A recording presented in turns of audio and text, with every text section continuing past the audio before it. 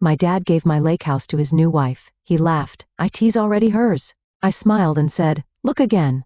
When he saw the papers, she started packing. This lake house would be perfect for Victoria, my father announced during what was supposed to be a casual family dinner, his voice carrying that familiar tone of false casualness that always preceded his worst decisions. "In fact, I've already transferred it to her name. She deserves a nice summer home." I set down my fork, carefully studying my father's smug expression and Victoria's triumphant smile. At 32, I'd spent years watching my father hand things to his new wife that didn't belong to him. But this time was different. This time, I was ready. "Really?" I kept my voice light, years of practice hiding the steel beneath. "That's interesting, Dad. You should check those records again. My name is Olivia Bennett, and that lake house meant everything to me. My grandmother had left it to me when she passed away 5 years ago. Her final gift to the granddaughter, who'd spent every summer helping her tend her beloved garden and restore the old wooden dock. The property had been in our family for generations, each room holding memories of lazy summer days and cozy winter retreats. Victoria, my father's wife of 3 years, had been eyeing it since the day she first saw it. At 2008, just 4 years younger than me, she had married my father with the kind of calculated precision that would have been admirable if it wasn't so transparent. My father, still reeling from my mother's death and desperate to feel young again, had fallen for her act completely. "What do you mean, check the records?" Victoria's voice cut through my thoughts, sharp and suspicious. She'd always been good at sensing when things weren't going her way. I reached for my phone, pulling up an email I'd received that morning. "The lake house can't be in your name, Victoria, because as of 8 this morning, it's been placed in an irrevocable trust. My grandmother made sure of that." My father's face darkened. "What are you talking about? The deed was clear. The property passed to you, and I have power of attorney. I handled the transfer myself." "Did you?" I smiled, sliding my phone across the table. "Maybe you should look at the original will again. The one filed with Grandma's lawyer, not the copy you had in your office. 6 months ago, I'd received a call from Mr. Sullivan, my grandmother's longtime attorney.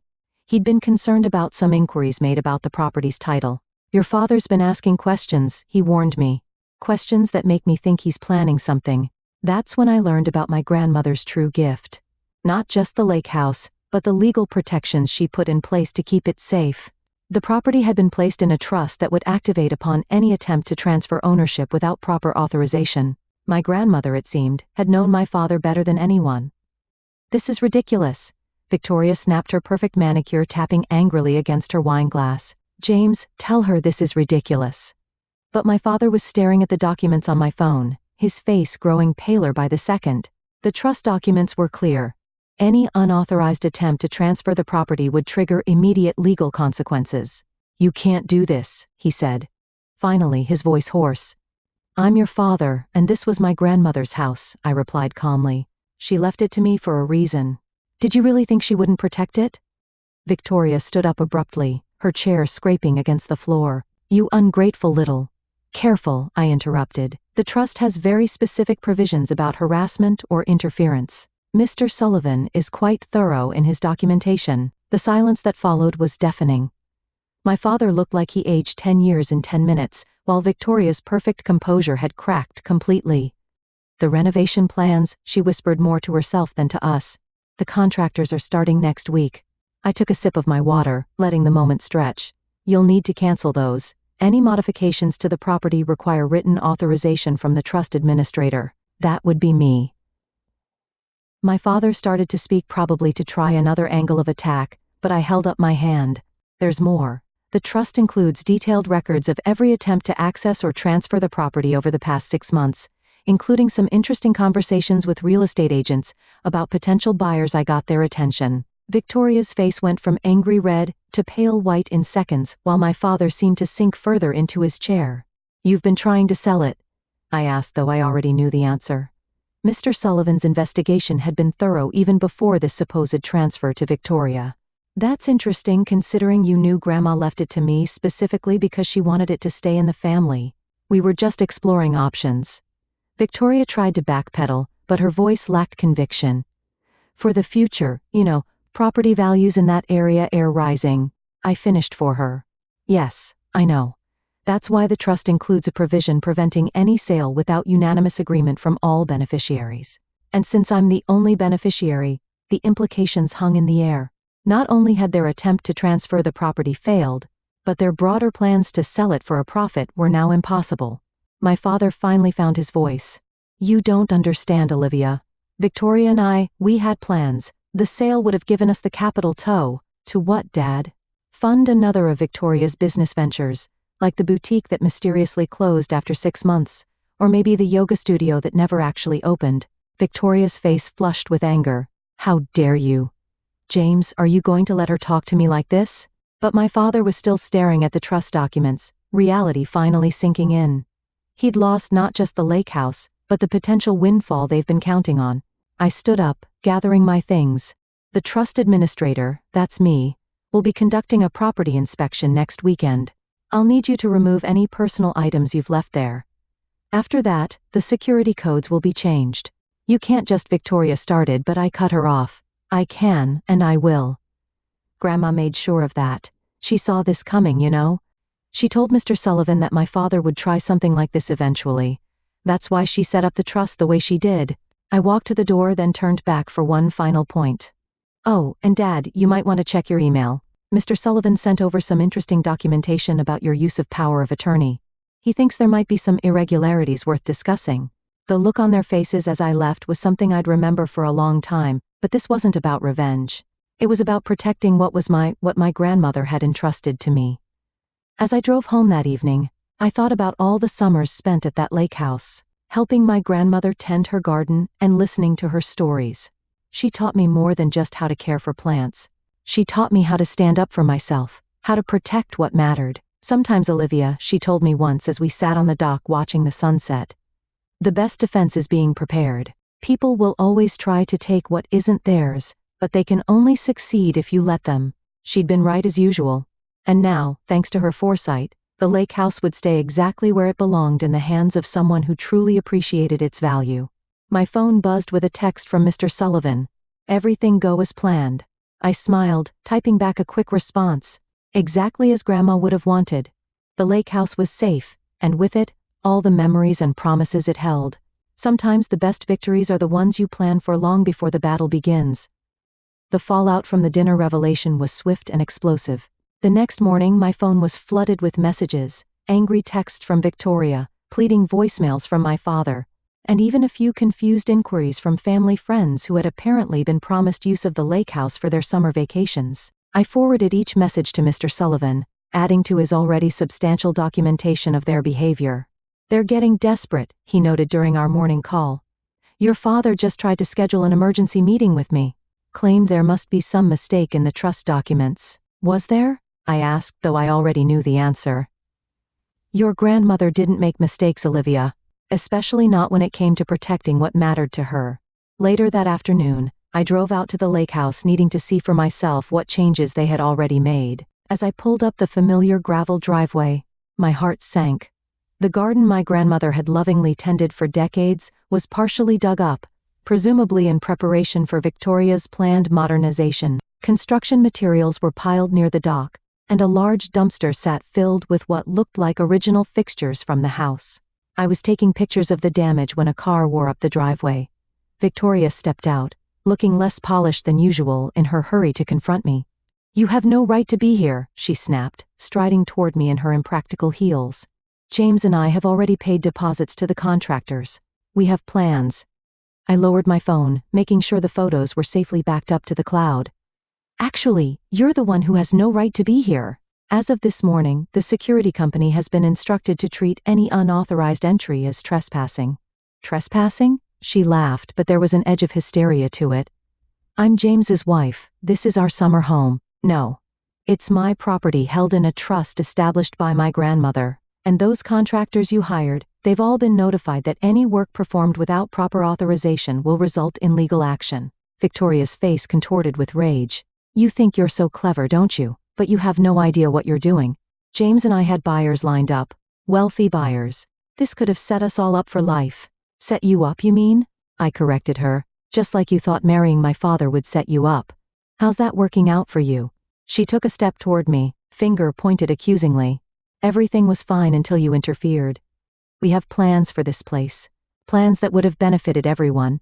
Everyone except me, I said calmly, and everyone except my grandmother who wanted this place preserved, not torn down and commercialized. Your grandmother is dead, Victoria spat. And you're living in the past, clinging to this old house like it's some kind of shrine. The words hit hard, but I kept my composure. You're right about one thing. I am preserving this place, but not just because of the past, because of what it represents, what it can still be. Just then, another car pulled up, my father's. He got out slowly, looking older and more defeated than I ever seen him. Victoria, he called out, his voice weary. I told you not to come here. Mr. Sullivan, just finish explaining everything to me. The trust is ironclad. Victoria whirled on him. You said you could handle this. You said the power of attorney Meade. I was wrong. He cut her off. And for the first time, I heard real regret in his voice about a lot of things. I watched their exchange with a strange sense of detachment. This was the moment my father had to choose between his new wife's schemes and his daughter's inheritance. Between quick profit and lasting legacy. The contractors, Victoria pressed. The deposits will have to be forfeited, my father finished. We had no right to authorize those changes. The trust makes that very clear. Victoria's face went through a series of emotions, anger, disbelief, calculation, and finally, a cold sort of fury. Without another word, she stormed back to her car and peeled out of the driveway, leaving my father and me standing in the aftermath of her dust. I'm sorry, he said finally, looking at the half-destroyed garden. Your grandmother, she loved this place so much. She did, I agreed. And she trusted me to protect it. Not just the house, Dad, but everything it stands for. The memories, the history, the future she imagined for it. He nodded slowly. I forgot that somewhere along the way, got caught up in Victoria's vision of luxury renovations and profitable flips. Your mother would have been so disappointed in me. The mention of my mother, gone now for 5 years, hung heavy in the air between us. She had loved this place too, had supported my grandmother's decision to leave it to me. It's not too late, I said finally.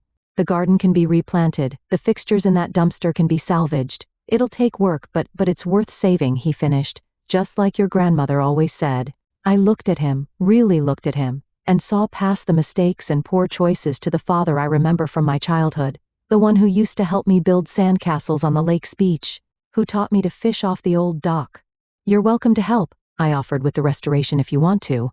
His eyes met mine, hopeful but hesitant even after everything. The trust exists to protect the property, I said carefully, but it doesn't have to keep out family.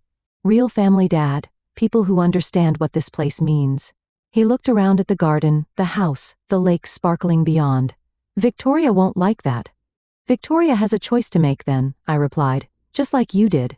In that moment, standing amid the wreckage of my grandmother's garden, I realized that sometimes saving a place means more than just protecting its legal ownership.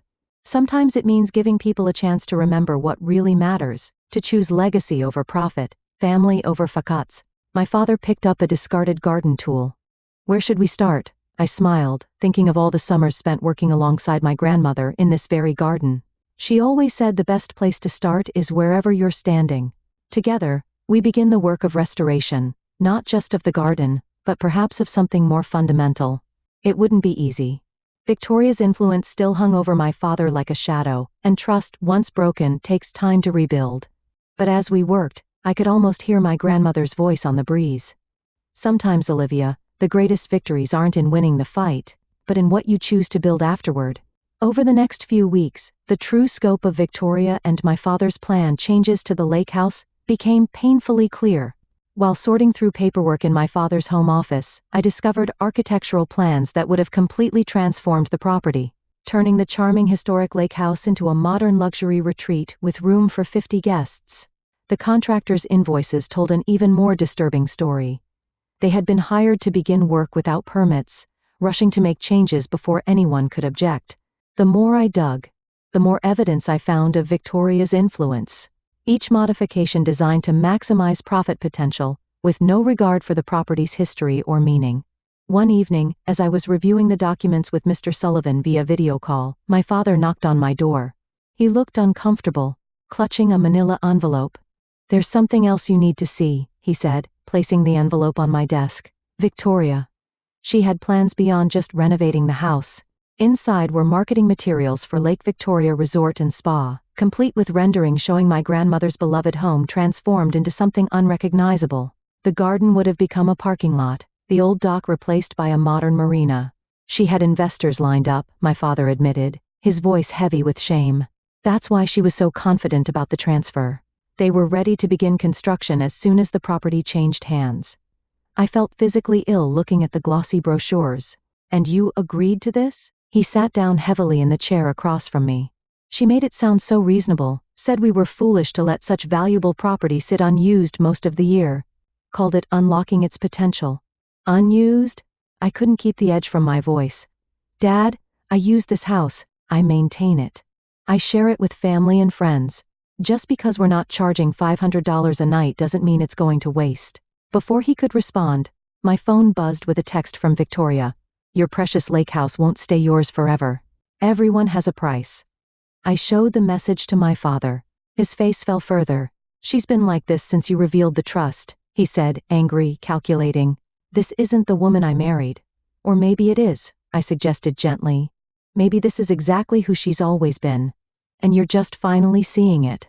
The next day, Mr. Sullivan called with news that confirmed my suspicions. His investigation had uncovered a pattern of similar schemes in Victoria's past failed resort developments. Property flips that left investors high and dry, businesses that collapse under suspicious circumstances. She's done this before, he explained. Finds wealthy older men, gains their trust, then uses their assets and connections for her real estate ventures. When things go south, she moves on. I thought about sharing this information with my father but decided against it. He was already struggling with the reality of Victoria's true nature. Proof of her past deceptions might break him completely. Instead, I focused on healing what could be healed. The garden was slowly coming back to life with my father spending weekends helping me replant what had been destroyed. We worked mostly in silence, but it was a comfortable one filled with shared purpose. One Saturday morning, as we were clearing debris from the flower beds, Victoria made her final play. She arrived in a sleek black SUV accompanied by two men in expensive suits. These gentlemen represent my investors, she announced, striding across the lawn. They're prepared to make you a very generous offer for the property. I straightened up, garden tools still in hand. The property isn't for sale at any price. The taller of the two men set forward extending a business card. Perhaps we could discuss this inside. Our offer might surprise you. No, I said firmly. The trust specifically prohibits any sale, it's not negotiable. Victoria's polished facade cracked. You stupid sentimental fool. Do you have any idea how much money you're throwing away, all for some old woman's garden? My father, who had been quietly working nearby, finally spoke up. That old woman was my mother Victoria. And this garden, this house, they're her legacy, not your next real estate flip. Victoria stared at him, clearly not expecting resistance from that quarter. James, be reasonable. Think about our future. I am, he replied, standing to face her. And I'm starting to think our futures might be heading in different directions. The investors, sensing the shift in dynamics, begin backing toward their car. Victoria watched them go, her carefully constructed plans crumbling before her eyes. This isn't over, she hissed. But the threat sounded hollow. Actually it is, I said, pulling out my phone. Mr. Sullivan has been quite thorough in documenting your history of real estate fraud. He's prepared to share his findings with the appropriate authorities if you continue to harass us. She left in a fury of squealing tires and thrown gravel, leaving my father and me standing in the partially restored garden. I've been such a fool, he said after a long moment. Not a fool, I corrected him, just someone who wanted to believe in love again. There's nothing wrong with that. He looked around at the garden at the evidence of our shared work. Your grandmother would be proud of you, not just for protecting the property, but for how you did it with strength, but also with grace. I picked up my gardening tools, returning to the task at hand. She'd be proud of you too, Dad, for finding your way back. As we worked side by side in the late summer sunshine, I thought about everything that had happened. Victoria had tried to turn this place of memories and meaning into just another soulless resort. She had nearly succeeded, not through force, but through manipulation and false promises. But my grandmother had seen it coming. She'd known that the true value of the lake house wasn't in its potential sale price or development opportunities. It was in the generations of memories it held, and the ones yet to be made. What happens now? My father asked as we finished planting a row of my grandmother's favorite roses. I looked out over the lake. It surfaced golden in the evening light. Now we rebuild, not just the garden, but everything else too. He nodded, understanding that I meant more than just the physical restoration of the property. Trust, like gardens, takes time and care to grow back strong. But standing there, surrounded by the evidence of new growth emerging from old roots, I knew we were on the right path. Victoria's grand plans for Lake Victoria Resort would remain nothing more than glossy renderings in a forgotten folder. The real lake house, my grandmother's lake house, would continue to be exactly what it was meant to be: a home, a haven, a place where family could heal and grow together. The weeks following Victoria's dramatic exit brought a strange new rhythm to life at the lake house. What had started as my solitary mission to protect my grandmother's legacy had evolved into something unexpected, a chance for my father and me to rebuild not just the property, but our relationship.